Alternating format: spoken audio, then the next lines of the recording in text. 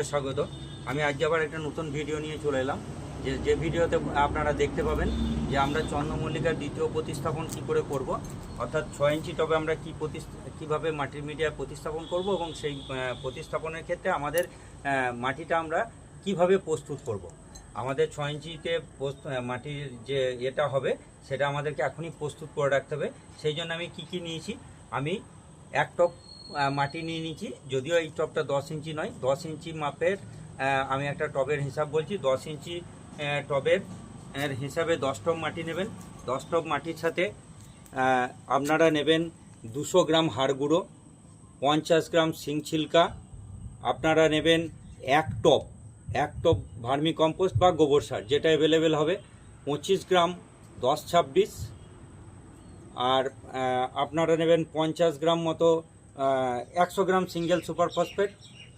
আর নিম খোল আমি নিয়েছি, বাদাম খোল এবং সর্ষের খোল 50 গ্রাম। আপনারা যদি বাদাম খোল অ্যাভেলেবেল না থাকে আপনারা সর্ষের খোল 100 নিতে পারেন। এর সঙ্গে আপনারা কেউ চাইলে 50 গ্রাম ব্লাড মিল এবং 50 গ্রাম স্টেরামিল মেশাতে পারেন এবং সেগুলোকে সব ভালো করে একসাথে মিশিয়ে নিয়ে আপনারা একটু জল দিয়ে ভিজিয়ে সেটাকে রেখে দেবেন।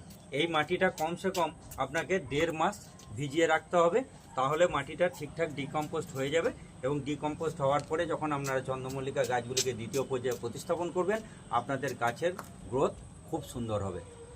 যদি ভালো লেগে থাকে আপনারা ভিডিওটা একটা ফলো করে দেবেন। নমস্কার, ভালো থাকবেন, সকলের গাছ ভালো হোক এই কামনা করি।